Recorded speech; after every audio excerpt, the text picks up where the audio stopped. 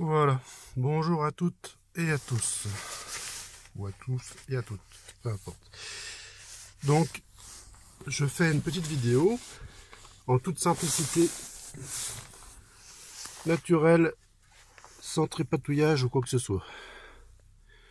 Pour vous montrer un petit peu, avec une Zoé, la simplicité des choses en fin de compte. Voilà, c'est une électrique, une Renault. Bon, je mets la... Comme c'est la Leaf, c'est le modèle de base de 2013. Donc c'est un modèle dépouillé d'options qui sont sur des modèles plus chers. La Zen, l'Intense. Mais malgré tout, il y a tout ce qu'il faut. Vitre électrique à l'avant, manivelle à l'arrière, ça on s'en fout. Et rétroviseur électrique chauffant, réglable. Voilà, la petite molette. Tableau de bord numérique, comme une petite tablette.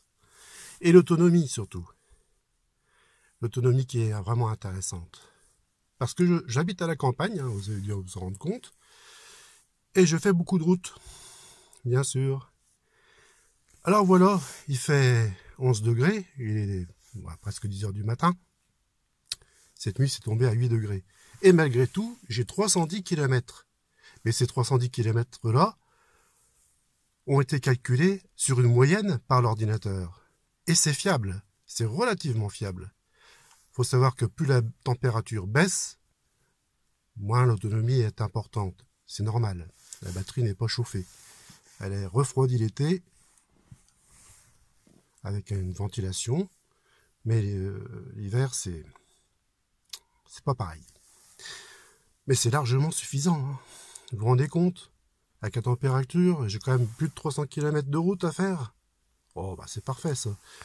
Donc, je la mets en route, maintenant. Voilà. Et sur mon modèle de 2013, Android Auto n'était pas installé.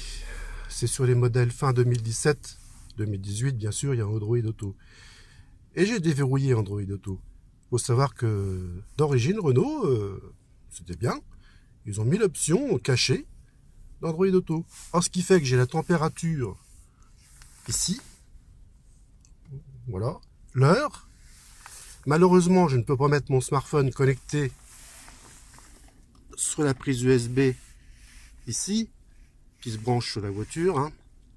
Parce que si je le branche, je ne peux plus faire de vidéo.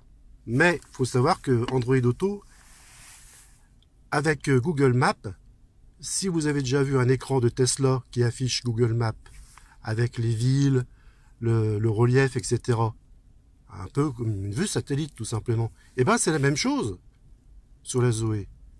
Et toutes les voitures équipées d'Android Auto de toute façon.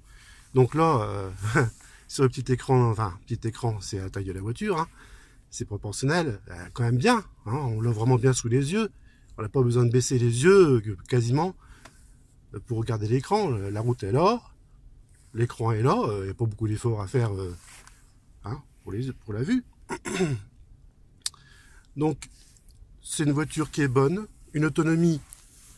Je suis monté à 390 km à la belle saison à rallonge, avec le bouleversement climatique. Et c'est énorme, 390 km. J'ai pu faire un 3 Dijon sans recharge, en roulant, en respectant les limitations de vitesse, en me traînant pas sur la route, attention. Hein. Maintenant, j'en suis à 300 km parce que la température baisse. Si la température était négative, moins 2, moins 3, moins 4, je serais à 220, 230 km avec le chauffage. Je mets toujours le mode économique, pour ma part. Pas pour l'autonomie. C'est parce que si je retire le mode économique, bah, je deviens comme un fou. Là-dedans, si on met un coup d'accélérateur, ça part comme une fusée. De 0 à 50, à un feu, un stop, mais c'est fou. Il y a tout le monde qui reste derrière. Bon, les pneus apprécient plus ou moins. Ils encaissent bien les pneus quand même, les Michelin. Hein. Michelin EV. Franchement, c'est une voiture impeccable. L'arrière, hein. Il y a de la place. La coudoir, j'ai fait poser. 159 € posé par la concession Renault. Ça bouge pas. C'est bien. Pratique. J'ai même mon portefeuille, mes clés, ce que je veux. Il y a même un petit... Je peux mettre un jeton de caddie. J'ai retiré le fusible du... le fameux bruit de soucoupe volante. Jusqu'à 30 km/h pour les piétons. Ah ben, de toute façon, les piétons, ils font pas attention, ils ont tous des écouteurs dans les oreilles. Alors, qu'il y ait du bruit ou qu'il n'y ait pas de bruit, ça change rien.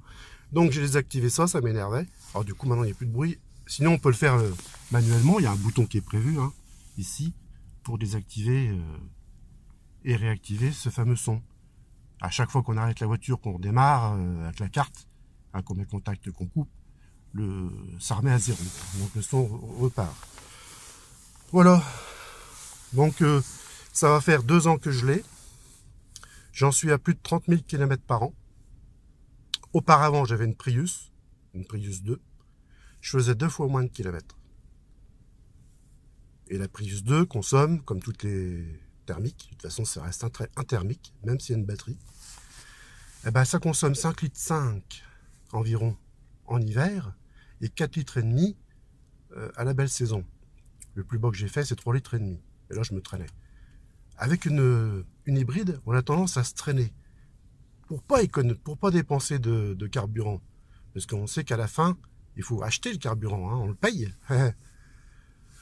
Donc, moi, ce que je dis, j'ai acheté une Zoé d'occasion, j'ai revendu la Prius, c'était raisonnable au niveau des prix. J'en suis content. Le carburant, je m'en fous, parce que de toute façon, le soir, je rentre, je branche la fameuse prise là. C'est tout simple, hein. Il n'y a pas à se prendre la tête. Un fil, vous avez vu la tronche de ma rallonge?